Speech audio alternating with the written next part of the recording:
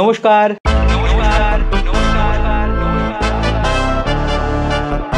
আপনাদের সবাইকে জানাই প্রাইড মান্থের অনেক অনেক শুভেচ্ছা।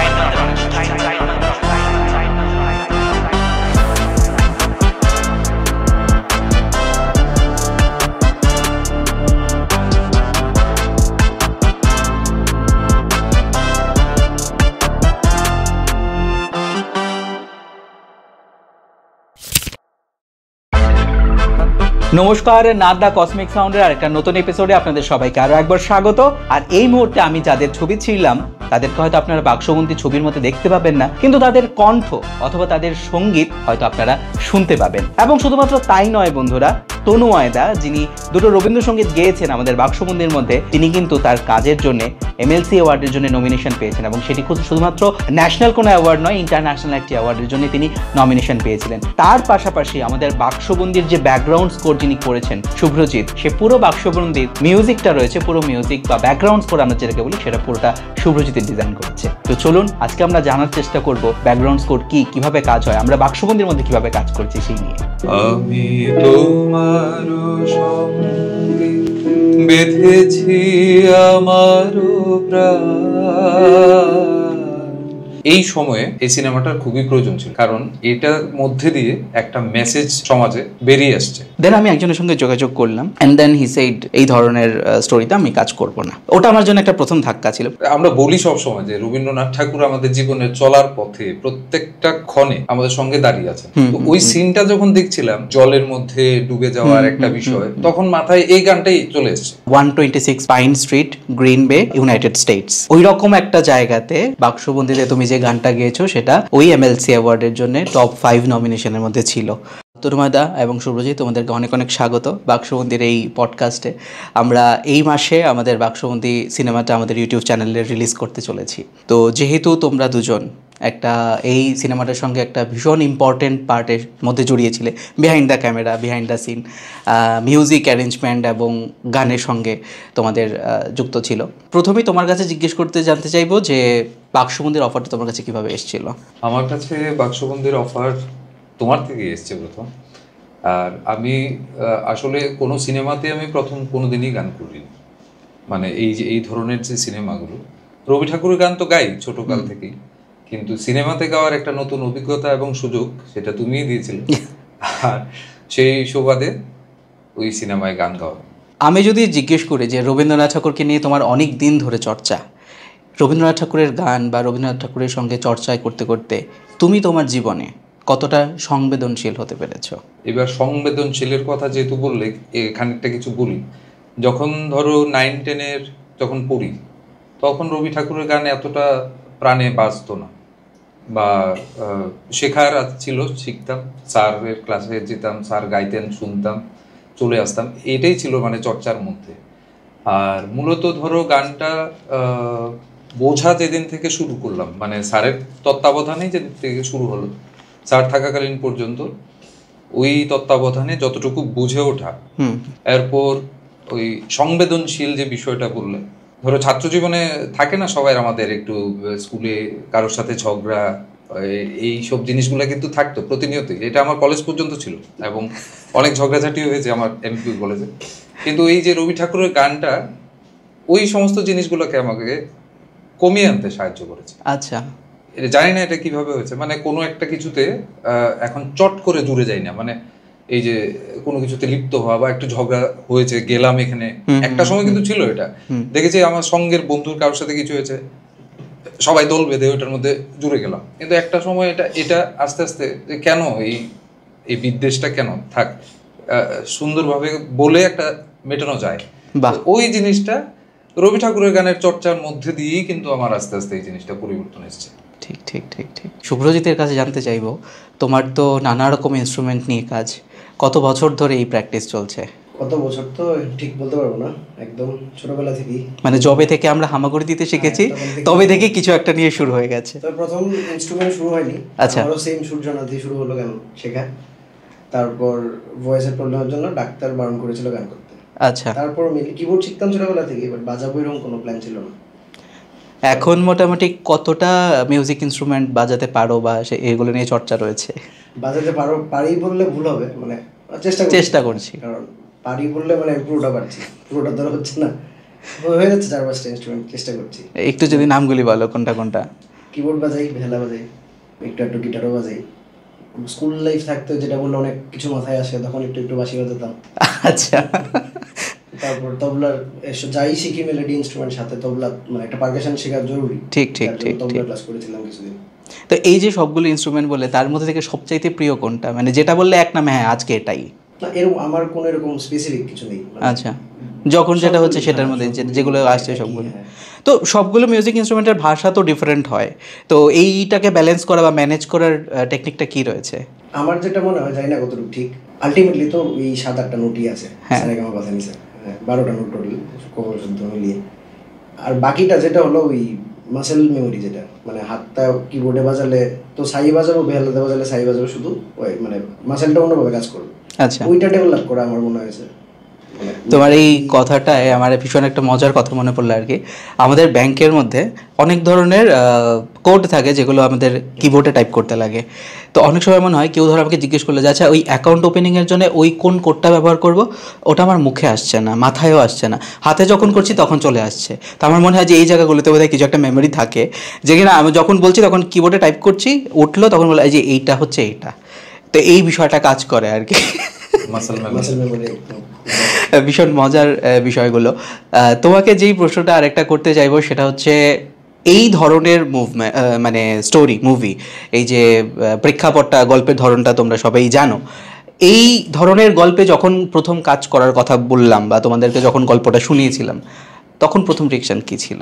আসলে এই সিনেমাটা যেটাতে আমরা কাজ করার সুযোগ পেয়েছি, এই সময়ে এই সিনেমাটার খুবই প্রয়োজন ছিল, কারণ এটার মধ্যে দিয়ে একটা মেসেজ সমাজে বেরিয়ে আসছে। জানি না, অনেকের অনেক ধরনের অভিমত থাকতেই পারে, এখনো আছে, আগেও ছিল, আশা করি আগামী দিনে এটা পরিবর্তন হবে। যখনই এই স্ক্রিপ্টটা শুনলাম তখন একটা ভাবছি যে আমার প্রথম যেটা মনে হলো যে এই স্ক্রিপ্টটার জন্য রবি ঠাকুরের গানই বাছা হচ্ছে, মানে ওইখানেও রবীন্দ্রনাথ। তো যার কারণে আমি আরো বেশি উদ্গ্রীব ওই কাজটা করার জন্য।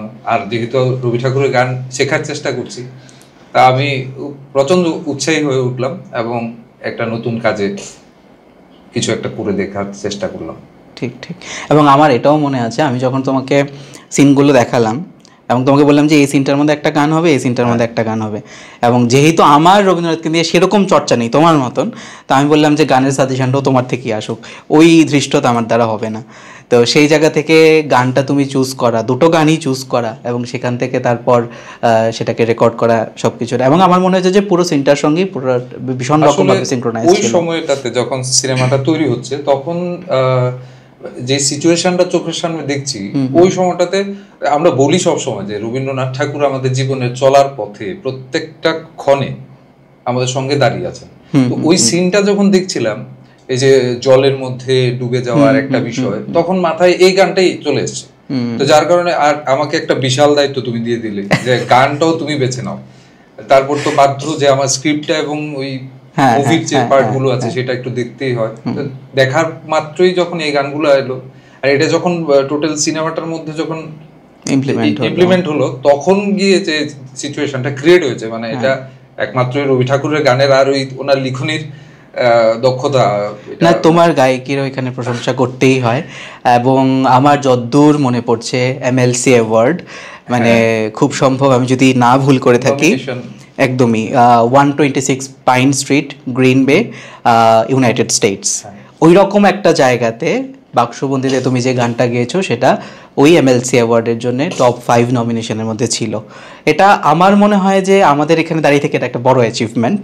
এবং সেইখানে যখন আমার কাছে প্রথম মেলটা এসেছিল, তোমার নাম লেখা সেখানে তনুময় বিশ্বাস, বিকজ আমাদের বাক্সবন্দি সত্যি কথা বলতে অনেকগুলো অ্যাওয়ার্ড পেয়েছে, অনেকগুলো ফিল্ম ফেস্টিভ্যালে গিয়েছিল, অনেকগুলো অ্যাওয়ার্ড পেয়েছে, তার মধ্যে থেকে যখন মিউজিকের জন্য আলাদা করে একটা নমিনেশন হোক না, নমিনেশন আমরা হয়তো অ্যাওয়ার্ডটা অ্যাচিভ করতে পারলাম না, রাইট, কিন্তু ওটাও তো আমাদের জন্য একটা বিশাল প্রাপ্তি যে ওই রকম একটা প্ল্যাটফর্মে, ওই রকম একটা জায়গায় তোমার গান ওরা শুনেছে, আমাদের কাজটা ওরা দেখেছে, এটাই আমাদের জন্য সবচেয়ে বড় প্রাপ্তি। তো যেই বিষয়টা দিয়ে কথাটা শুরু হয়েছিল যে এই প্রেক্ষাপটে তুমি যখন গানগুলো চুজ করছিলে, তখন কোন কোন বেসিক্যালি জিনিসগুলোকে তোমার মাথায় রেখে গানগুলোকে চুজ করতে হয়েছে? বা আমি যদি বলি যে বিষয়টা কিরকম টাফ ছিল তোমার জন্য গানটাকে চুজ করা বা সিচুয়েশনটাকে বোঝা? যে পার্টটাতে এই যে রাতে মোর দুয়ারগুলি ভাঙলো ঝরে, গানটা যখন মানে আমার মাথায় এলো, আর সিনটা যেটা ছিল এখানে একটা বিষাদ, আর তখন তৎক্ষণাৎ এই গানটা কেন জানি না এটাই মাথায় এসছে। এবং আমার যতটুকু মনে আছে আমি গানের সেকেন্ড পার্টটা থেকে শুরু করেছিলাম। অটোমেটিক্যালি এটা ভেতর থেকে কাজ করছিল যে এই গানটা এই জায়গাতে এরকম স্লো ট্র্যাকে এটাকে যতটুকু স্লো করা যায় ততটুকু ওই যে সিচুয়েশনটা যে ক্রিয়েট হয়েছে, এটা আমার মনে হয়েছে যে আরো বেশি এটা সম্পূর্ণ আকার একটা ধারণ করবে। ঠিক ঠিক ঠিক। আর তখন অ্যাকচুয়ালি প্রথমেই আমি বলেছি যে সিনেমাতে গান করার আমার এই প্রথম অভিজ্ঞতা, দ্বিতীয়ত তুমি আমাকে দায়িত্ব দিয়েছো গান, এটার মধ্যে কোন গান যেতে পারে, আমার ভাবনায় যেটা মনে হলো সেটাই করেছি, বাকিটা দর্শকরা দেখে যা বলেছেন। এইবার একটু অনুরোধ করবো যে দর্শকদের জন্য একটু লোভনীয় যদি কিছু একটা শোনাও। ওই গানটাই শোনাই।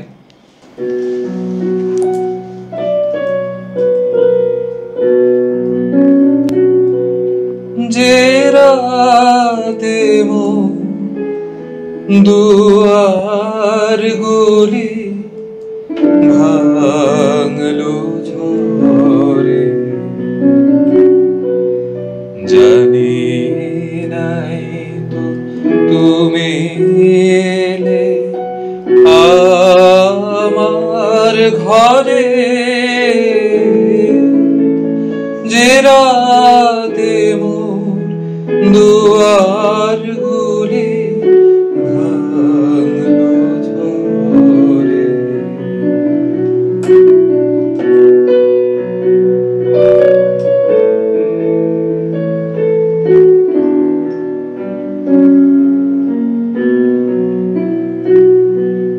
সব যে হয়ে গেল কালো, নিবে গেল দিবের আলো, সব যে হয়ে গেল কালো,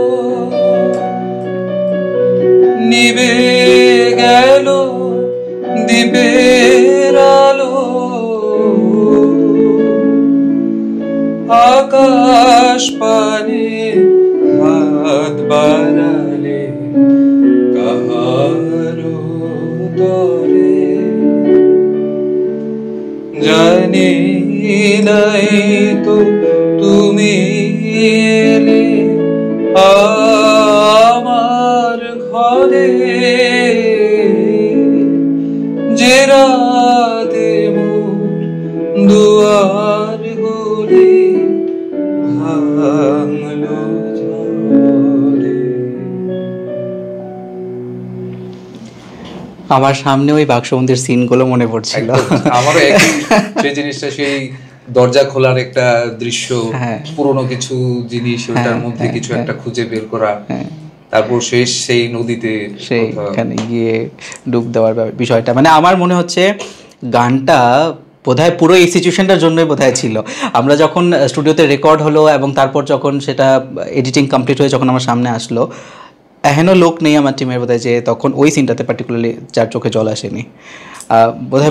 আমার এটা মনে আছে, মানে আমি গানের দিকে যাচ্ছি না, কারণ এটা আমি আসলে আমার গান আমার কাছে খুব একটা বেশি ভালো লাগে না, কিন্তু আমাদের কাছে খুব ভালো লাগে। এবার বিষয়টা হচ্ছে কি, যখন আমাদের একটা রিভিউ হয়েছিল সবাই মিলে বসে আমরা কোথাও একটা প্রজেক্টরের মাধ্যমে দেখছিলাম, তা আমি অনেকক্ষণ অপেক্ষা করছিলাম যে আমার গানটা কখন আসবে, পুরোটা তো একটু চলছে, এটা তো একটু বাদে আসছে।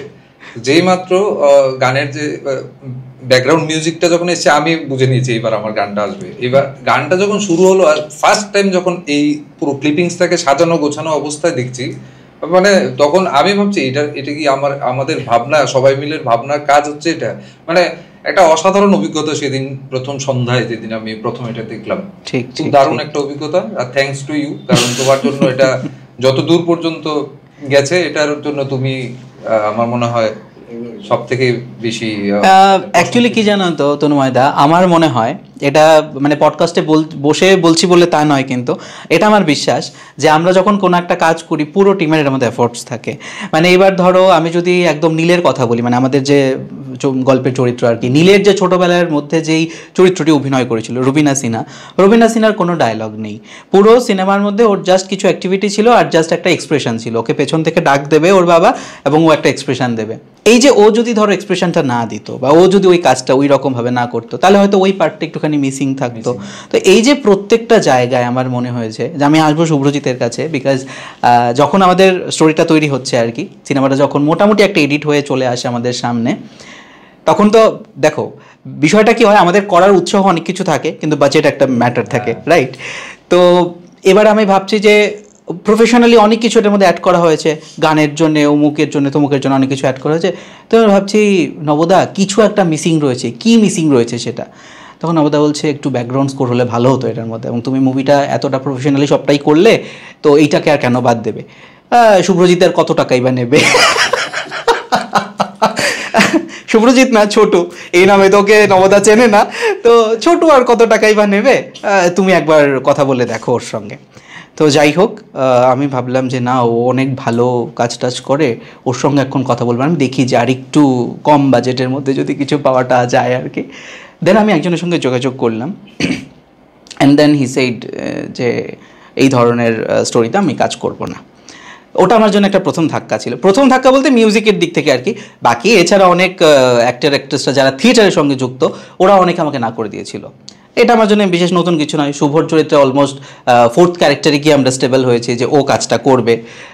মৈথিলির ক্যারেক্টারে 4 নাম্বার জন এসে স্টেবল হয়েছে, এইরকম হয়েছে, ওরা কাজ করবে না বলে দিয়েছে, এসেছে 2 দিন করে ভালো লাগেনি চলে গেছে, এরকম হয়েছে। তারপর আমি ভাবলাম যে ঠিক আছে একবার কথা বলেই দেখি ওর সঙ্গে, দেখি কি বলে।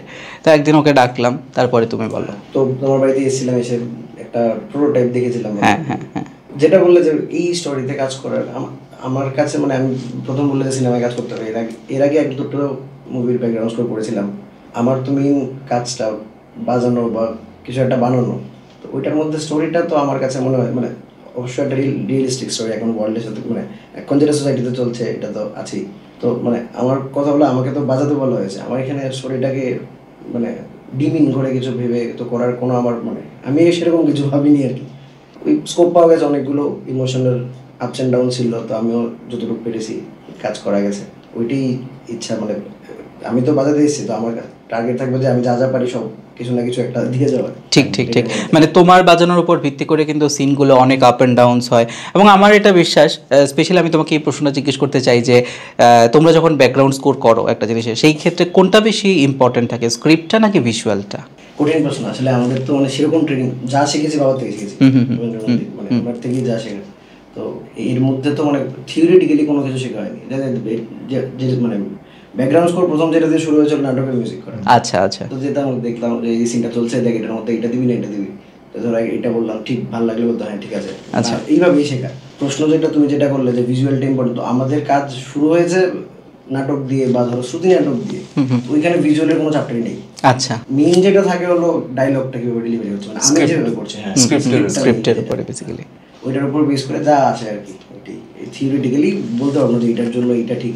তো এই পরিপ্রেক্ষিতে আমি একটা কথা বলে নিই, যেহেতু সোমেনদার কথা বলা হয়েছে, আমি ধরো এই সিনেমার সঙ্গে যে গান গাওয়ার যে মানে ধরো কোনো একটা স্ক্রিপ্ট হলে যে সেট পার্ট যদি থাকে, হঠাৎ তো সেট পার্টের মাঝখানে আমি একটা জমজমাটে গান ধরতে পারবো না। না না, এটা একটা যে কোনো গানই হোক, এটা স্পিডটাকে কমিয়ে ওই মোশনটা সাথে এটাকে অ্যাডজাস্ট করা। কাকাজি যেটা বললো সেম এস আমি অনেকদিন যাবতই মানে বেশ কিছু এরকম কথা এবং সঙ্গীতকে নিয়ে কাজ করেছি এই সিনেমাটা করার আগে, ঠিক আছে? তো ওইটার থেকে কিন্তু আমার এটার একটা অভিজ্ঞতা যে ওই মোমেন্টামটার সাথে আমি আমার গানটাকে কিভাবে ওটার সাথে মিশিয়ে দেব। বা ধরো আমি কোনো একজন লাইভ ডান্স করছে, ওনার সাথে আমি গানটা গাইলাম, তো এবার আমার স্পিডটার উপর ওনার পারফরমেন্সটা ডিপেন্ড করবে। আমি লক্ষ্য রাখি যিনি সামনে ডান্সটা করছেন, তো এবার এটার জন্য ধরো এইভাবে ওনার থেকে শুনেও কিন্তু আমার কিছু কিছু এইভাবে ট্রেনিংটা হয়েছে, বা বুঝতে পেরেছি যে আচ্ছা এটাকে হঠাৎ করে বাড়ানো যাবে না, সেম ভাবে টেম্পোটা সেম চলতে থাকতে হবে।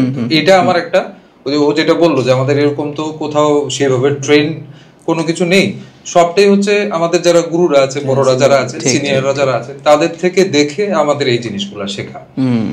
ওইটাই ধরো আমার এই সিনেমার ক্ষেত্রে, গান গাওয়ার ক্ষেত্রে কিছুটা রাস্তা সহজতম ছিল আর কি। আর ওর যে ব্যাকগ্রাউন্ড স্কোরার যে বিষয়টা, কাকা মানে আমি কাকারটাই বলে দিই, মানে আমাদের স্ক্রিপ্টটাই যায় মূলত, মানে যেটা ভিজুয়ালটা থেকে স্ক্রিপ্টটার দিকে লেখাটা পড়লে, হ্যাঁ এটা এরকম জিনিসটা কি, গানটা তো ব্যাকগ্রাউন্ড সাপোর্ট, লিড হলে হয়তো গানটা নিয়ে ভাবতাম, গানটা নিয়ে এক্স্যাক্টলি ভেবে তারপর আমাদের ওটা করতে হচ্ছে, ব্যাকগ্রাউন্ডটা বানাতে হচ্ছে। মানে আমার মনে হয় যে পুরো জিনিসটা মানে যখন সবটা এডিট হওয়ার পর যখন সামনে এসছে, তখন আমার কাছে মনে হয়েছে যে এইবার ওই মিসিং পার্টটা যেটা ছিল ওটাও অ্যাড হয়ে গেছে আর কি এটার মধ্যে। মানে একটা মিউজিক যে একটা সিনকে কতটা বদলে দিতে পারে, এটা যখন একটা বড় বিগ স্ক্রিনে আমরা যখন সেটা নিয়ে দেখতে বসি, তখন মনে হয় যে তুমি দেখবে এরকম ফিল্মের অনেক সিন থাকে শুধুমাত্র মিউজিক দিয়ে চালিয়ে দেওয়া যায়, এটার মধ্যে না তো কোনো ধরো ডায়লগের প্রয়োজন আছে, অনলি এক্সপ্রেশন অ্যান্ড মিউজিক দিয়ে, লাইট দিয়ে কিন্তু আমরা একটা সিনকে চালিয়ে দিতে পারি।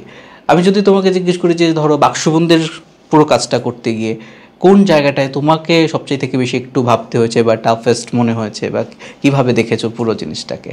প্রথম কথা হলো মানে তুমি আমার সাথে কনসাল্ট করার গানটা ডিসাইড হয়ে গেছিল, গানটা আমি পেয়ে গেছি, আমার বেসিক আইডিয়াটা গানটা থেকে এসেছে। আচ্ছা, তারপর ওইটার থেকে সেরকম ভাবে ভাবতে হয়েছে বলতে, একটা তো ছিল গানটাকে মানে আমাদের প্রথম যে টার্গেট থাকে গানটাকে কিভাবে সাজাবো, কিন্তু এই স্টোরিটার ক্ষেত্রে মানে গানটাকে যদি বেশি সাজিয়ে নিই তাহলে সেটা দেখতে হয়তো ভালো লাগবে না বা শুনতে ভালো লাগবে না স্ক্রিনে পড়ার পর। তো গানটাকে মিনিমালিস্ট রেখে কত কিছু করা যায়, আমি যেটা পারি সেটাও দেবো, আবার যেটা বেশিও না মানে দেখতে বাজেও না লাগে বেশিও না লাগে, ওইটাই মেইন আমার টার্গেট ছিল। তারপর ভাবা সেরকম তো হয়ে গেছে, মানে সেরকম কিছু। আর ধরো বাকি সিনগুলো যেই ছোট ছোট সিনগুলো ছিল, প্রত্যেকটা সিনের মধ্যে তো তুমি হালকা হালকা ব্যাকগ্রাউন্ড স্কোর করেছো, ওই কাজগুলো করতে গিয়ে কোন জায়গাটার মধ্যে ভালো লাগা খারাপ লাগা কিরকম অভিজ্ঞতা কাজ করছিল? যতটুকু মনে আছে আমার, একটা জিনিস তোমার মনে আছে কিনা জানি না, কোনো একটা জায়গার মিউজিক আমি বাজিয়ে এসেছিলাম, আর একটা স্টুডিওতে হয়েছিল জয় অ্যাঙ্গেলের এখানে, ওইখানে করার পর আমি আবার তোমাকে কল করে বলেছিলাম দাদা এটা ভালো লাগেনি, আবার চেঞ্জ করবো। তো ওইগুলি মানে বাজিয়ে চলে এসেছি, দুদিন পরে হয়তো দাদাকে ফোন করে দিলাম দাদা এটা ভালো লাগেনি, আমি করে পাঠাচ্ছি তোমাকে। তো ওইটাই হয়তো মনে হয় বেশি ভেবেছিলাম ওই জায়গাটা নিয়ে, মানে এক্সাক্ট কোন পার্টটা মনে নেই, কিন্তু এটা হয়েছিল এবং আমার এটা মনে আছে। এবং আমার এটা সবচেয়ে বেশি ভালো লেগেছে যে ধরো আমি ডাইরেক্টর, এবার আমি যে সবটা জানবো তা কিন্তু নয়, বিকজ আমি এই বাক্সবন্দি করতে গিয়ে সবার কাছ থেকে অনেক কিছু শিখেছি। স্পেশালি তুমি মধুমিতাদি বলো, স্পেশালি তুমি নবদার কথা বলো, প্রসেনজিতের কথা বলো, মনীষের কথা বলো, ওরা আমাকে অনেক গাইড করেছে পুরো ব্যাপারটা নিয়ে। এবার ইভেন বাকি যে কো আর্টিস্টরা ছিল, অ্যাক্টররা যারা ছিল, আমি ওদের কাছ থেকেও অনেক কিছু শিখেছি। এবার ওই জায়গাতে সুব্রত যখন আবার আমাকে ফোন করে বলল যে এই পার্টটাতে আমি এটা স্যাটিসফাই হতে পারছি না, আমার কাছে মনে হচ্ছে যে এটা আরেকটু বেটার হতে পারে, তাই বললাম ঠিক আছে তুমি তোমার মতন করে মানে ট্রাই করো। আর আমার একটা বিষয় সবসময় কাজ করে কি, আমি কাজের মধ্যে খুব ফ্রিডম দিয়ে রাখি। মানে মধুমিতা দিয়েও যখন কাজ করতে বলতো করতো, সব বলতো শীত তুমি কিছু কৌ না কি লিখা, এবার তুমি তো ডাইরেক্টর, তোমার তো একটা কিছু সে থাকে এটার মধ্যে, তুমি কি লিখা কিছু কৌ না। এবার আমার মনে হয় আমি যদি কিছু একটা বলি, তো আমার মনে হয় একটা শিল্পীর যে নিজস্বতা, ওই জায়গাটা একটা বাধা চলে আসে যে ও ওইভাবে আর কাজ করার একটা অবকাশ পায় না, তো তখনও লিমিটেড গণ্ডির মধ্যে দাঁড়িয়ে বা ভাবতে লাগে আর কি। তার মনে হয় যে ওকে ফ্রিডমটা দাও, ও ওর মতন বেস্টটা দেওয়ার চেষ্টা করুক, তারপরে যদি আমার কিছু ইনপুট দেওয়ার থাকে তো আমি দেবো, কোনো অসুবিধা নেই, তখন তো বলাই যাবে। ওইটা আরেকটা ব্যাপারও আছে কি, তুমি যখন ভাবছো তুমি একটা বিধা ভাবছো, রাইট, পাঁচজন যখন ভাবে পাঁচটা, হয়তো পাঁচটা ভালো নাও হতে পারে, এক্স্যাক্টলি হ্যাঁ, এবং সেখান থেকে একটা ভালো কিছু উঠে আসলে আমরা কিন্তু সেটাকে ইমপ্লিমেন্ট করার কথা ভাবতেই পারি। একদমই তাই। তোমরা দেখো একটা মজার প্রশ্ন করবো, রবীন্দ্রনাথ ঠাকুরের গান, আজকাল তো আমরা স্মৃতিশক্তি তো অনেক ভালো প্রখর আমাদের, তো কখনো এমন হয়েছে ধরো গান করতে করতে মোবাইলের লাইট নিভে গেছে, লিরিক্স ভুলে গেছো? হয়েছে। কিরকম একটু ঘটনাটা শেয়ার করো। এখন তো মানে মোবাইলটা আসাতে, আগে তো ডায়েরি নিয়ে যেতাম, ডায়েরি নিয়ে যেতে, মোবাইলে আমি অ্যাকচুয়ালি অনেকগুলো মানে সার্ভিসগুলো যেগুলো আছে সবগুলো জানতাম না। তো আমার এটার মধ্যে একটা টাইমটা যে ডিউরেশন বাড়ানোর যে বিষয়টা, এটা কোথায় এই মোবাইলটাতে কোথায় গিয়ে সেটিংসটা আমি জানি না। তো আমার আরেকজন কাকা পার্শ্বিক, তাকে ফোন করলাম, যে ও ভালো কিবোর্ড বাজায়, ওকে ফোন করলাম যে আমাকে কাকা এটা একটু ঠিক করে দাও, টাইমটা যাতে একটু বেশি থাকে, কারণ এর আগের দিন একটা অনুষ্ঠানে এটা গানের মাঝখানে মানে স্ক্রিনটা বন্ধ হয়ে গেছে। তো পার্শ্বিক তো পিছনে মিউজিক বাজাচ্ছে, তো ও যে জায়গাতে থেমে যাওয়ার কথা ওই জায়গাতে আমি আর ধরে নিয়ে আসি। ও তো বুঝেছে আমি তো মোবাইল ঠিক করছি এটাতে, এটা কোনো একটা সরকারি অনুষ্ঠান ছিল, ও আবার মিউজিকটা সেই জায়গাটা বাজিয়েছে, মানে এটা দর্শকরা হয়তো বা বুঝেনি বা বুঝতে পারে। আমি তখন মোবাইলটাকে ক্লিক করে এইবার স্ক্রিনটার মধ্যে ধরে গানটা করছি যাতে এটা না যায়, বারবার এরকম এসে করছি। এখনো আমার মোবাইলটা সেই সেটিং এ আছে, এখন এটা টানা ধরো 30 মিনিট 35 মিনিট থাকে। এটা হয়েছে। আর বাক্সবন্দি ছাড়া অন্যান্য আর মানে কি ধরনের ফিল্ম বা এরকম জায়গাতে তুমি কাজ করেছো, বা বাক্সবন্দি করতে গিয়ে তোমাকে কোন জিনিসটা সবচেয়ে বেশি ফেস করতে লেগেছে? আমার বাক্সবন্দি ভালো খারাপ সবকিছু, যে কোনো কিছু। খারাপ কোথাও নেই, প্রোডাকশন খেতে দেয়নি, পেমেন্ট করেনি। বাক্সবন্দির কারণ কি তখন লকডাউনের টাইম চলছিল, আমরা জানি যে আমাদের কত কষ্ট করে পুরোটা কাজ ম্যানেজ করতে হয়েছে। আমার যদি ভুল না করে থাকে আমরা বোধহয় অনেক কিছু মোবাইলের মাধ্যমে করেছি। তা বাক্সবন্দিতে একটাই মানে ভয়ানক যে জিনিসটা ছিল সেটা ওই গানটা চয়ন করার দায়িত্ব। তুমি বললে না একটু আগে সবাইকে ফ্রিডম দিয়েছো, আমাকেও তো ফ্রিডম দিয়ে বলেছো গানটাই সিলেক্ট করে নাও এটার সাথে, ওইটা একটা চাপ ছিল। যাই হোক রবি ঠাকুর বার করে দিয়েছে সেই জায়গাতে। আর বাক্সবন্দির ছাড়া আমি বহুভুজ ফাউন্ডেশনের আমাদের একটা কথা গান, এটার সাথে কিছু ড্রামা, কিছু ইয়ে ছিল, ছবি আঁকা টাকা সব পুরো একটা দুটো না তিনটে হয়েছিল। সেটাতে আমরা ওইটা ডিরেকশনে সোমনাথদা ছিল, আমরা ওই কাকা হচ্ছিল, আমরা সবাই মিলে ওটার মধ্যে ওই কাজগুলো করেছি। মানে ছোট ছোট ছোট ছোট করে আস্তে আস্তে করে শুরু করা আর কি, এইভাবে এখন তোমার সামনে। তারপরে বাক্সবন্দির পরে আর কোনো ফিল্মে কাজ করা, বা তারপরে যদি আবার সুযোগ আসে কাজের, মানে কাজ করবে কিরকম ভাবে, কিছু নিজস্ব কিছু প্ল্যান ট্যান ভাবছো? কারণ আমি কেন তোমাকে এই প্রশ্নটা জিজ্ঞেস করলাম, আজকাল তো অনেকেই ধরো নিজস্বভাবে গান রেকর্ড করে সেটাকে ইউটিউবে দেওয়া বা একটা সোশ্যাল মিডিয়ায় একটা প্ল্যাটফর্মে সেটাকে দেওয়ার কথা চিন্তা করে, বা ধরো নিজস্ব কিছু একটা কম্পোজিশন এরকম একটা করার কথা ভাবে।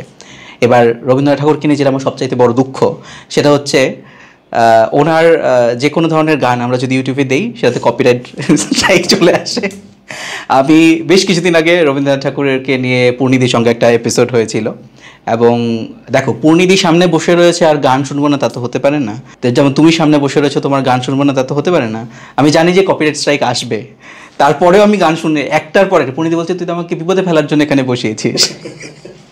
এবার বাক্সবন্দির পুরোটার কাজ হয়ে যাওয়ার পর যখন জিনিসটা ইউটিউবে দিলাম, সব কিছু আমাদের নিজের কাজ করা, মিউজিক কাজ করা, গান বলো অভিনয় বলো সব কিছু আমাদের, তারপরেও ইউটিউব দেখাচ্ছে কপিরাইট স্ট্রাইক কিসের মধ্যে?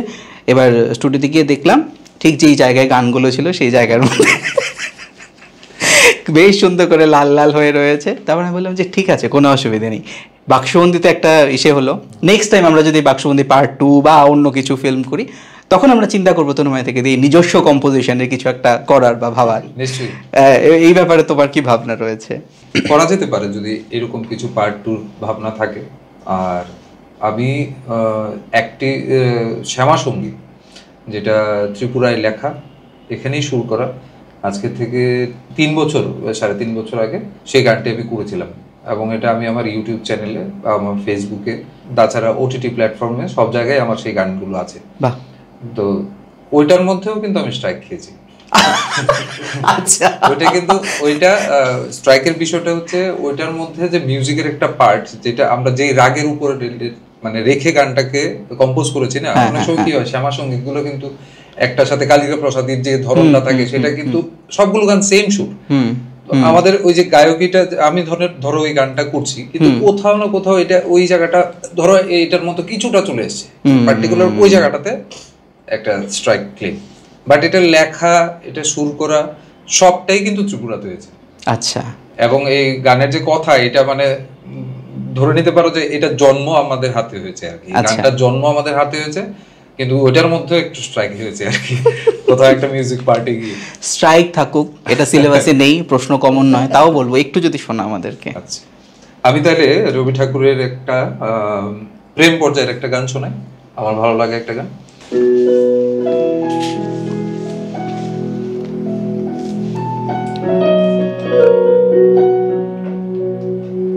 আমি তোমার সঙ্গে বেঁধেছি আমার প্রাণ, সুরের বাঁধনে তুমি জানো না আমি তোমারে পেয়েছি অজানা সাধনে, আমি তোমারও সঙ্গে বেঁধেছি আমারও প্রাণ সুরের বাঁধনে।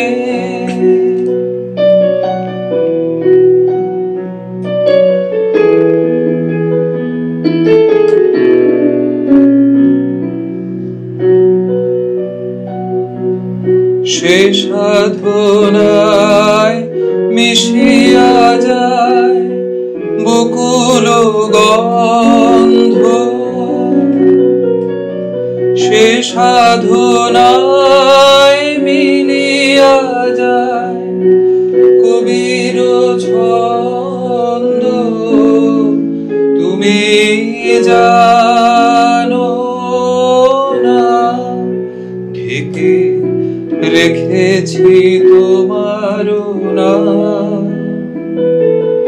রঙিন ছায়ার আচ্ছাদনে, আমি তোমার সঙ্গে বেঁধেছি আমার প্রাণ সুরের বাঁধনে।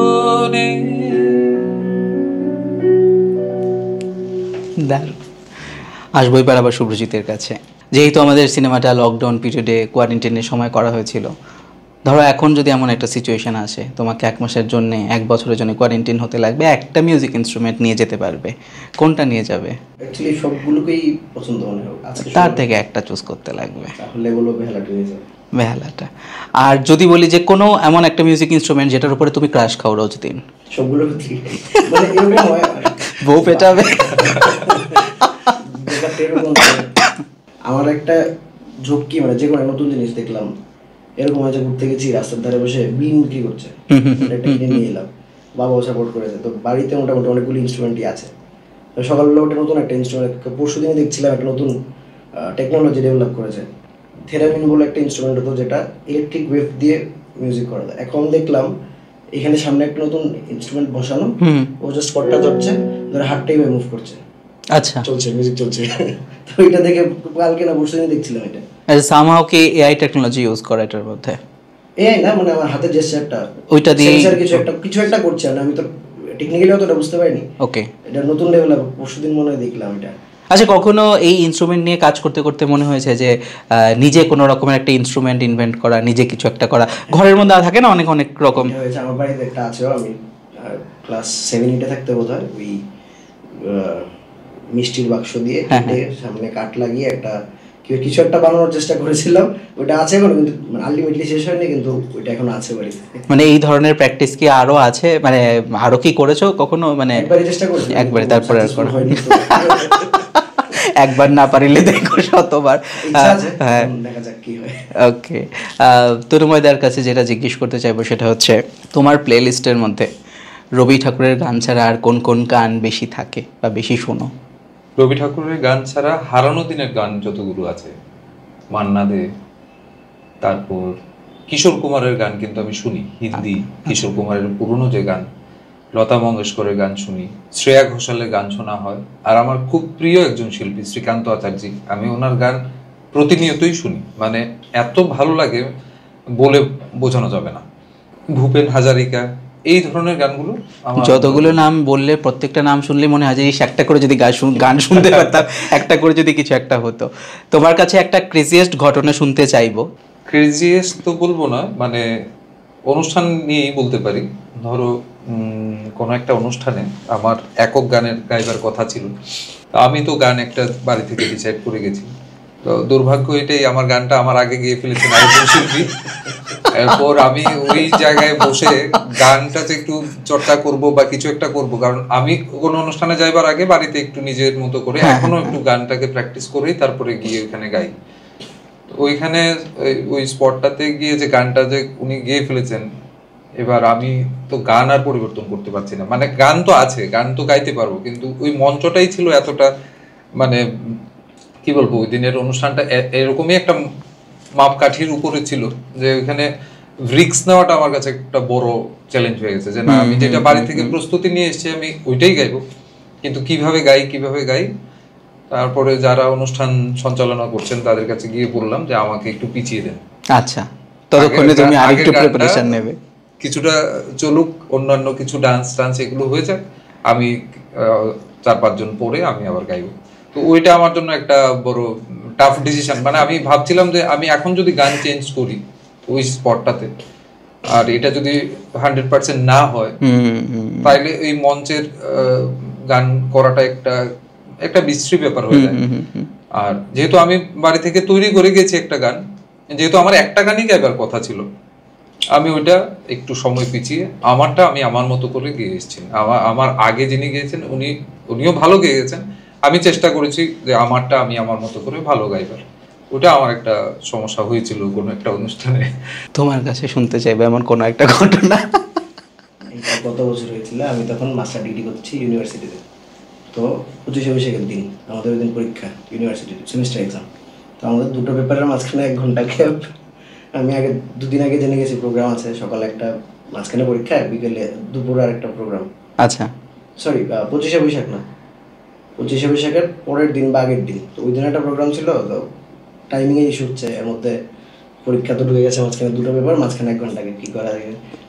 দুদিন আগে এইচওডিকে গিয়ে বললাম, স্যার আমার তো মানে খুব সমস্যা হয়েছে, আমার সোনোগ্রাফি করতে হবে, এই সেই করতে হবে, কিছু একটা বলে মানে কি করা যায়। ভাগ্যিস আর এই পডকাস্টটা না দেখো, এটা আমি বলছিলাম এখন স্যার তারপরে ভবিষ্যতে তাহলে আর সুযোগ পাবে না।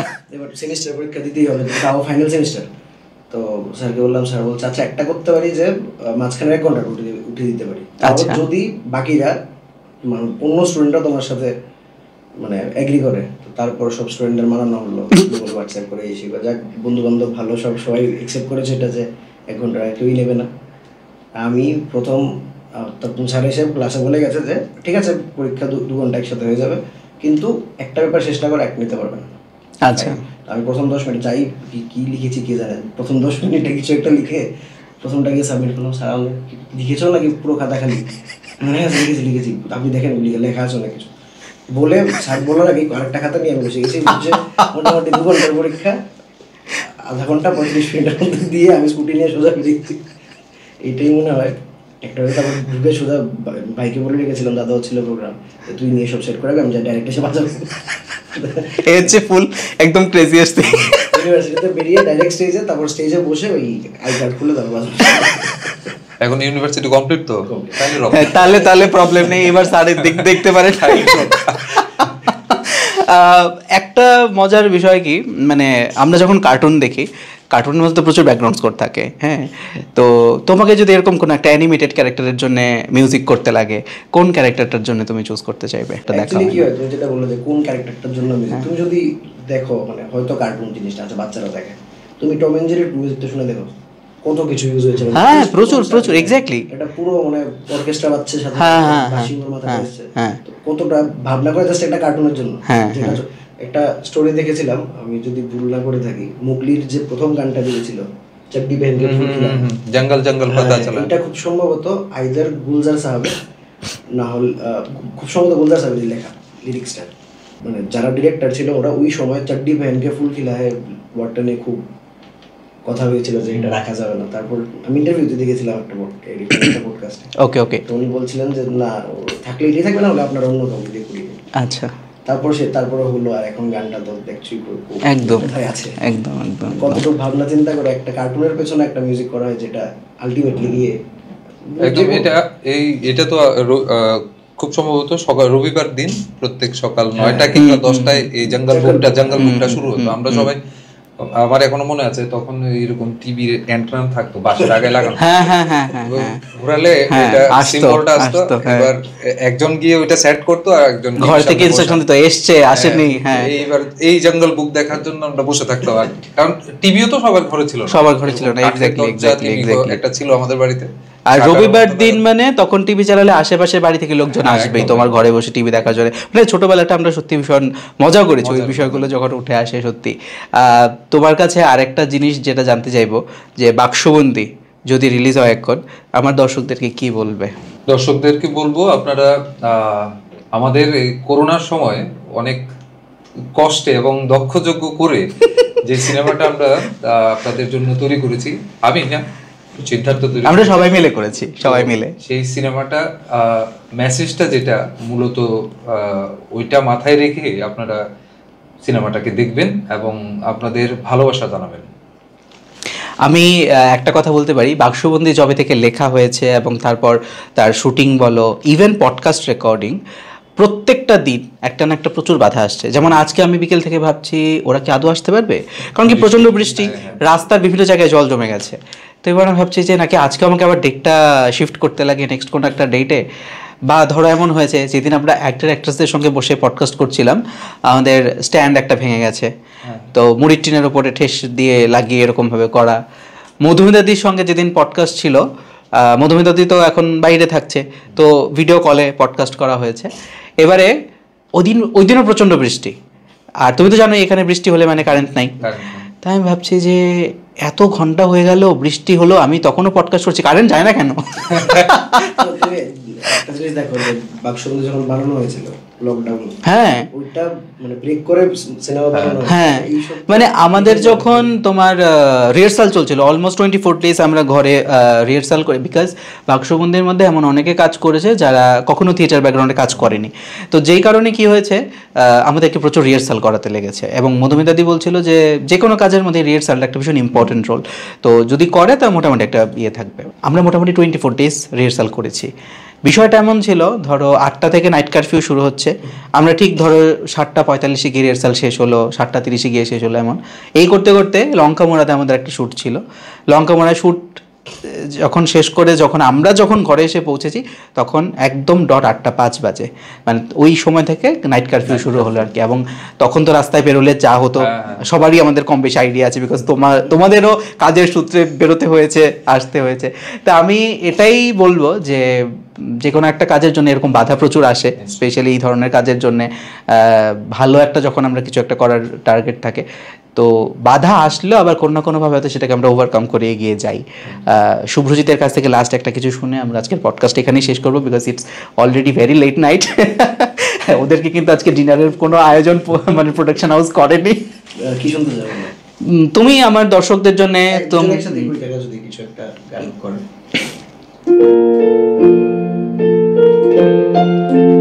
সেই আবার রবি ঠাকুর।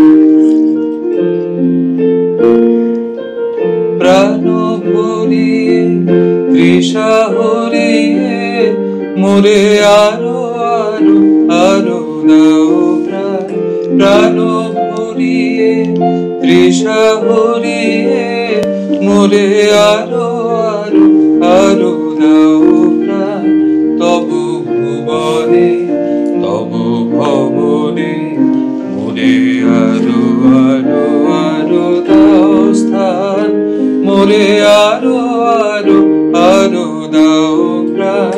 প্রাণ ভরিয়ে তৃষা হরিয়ে মোরে আরো আরো আরো দাও প্রাণ।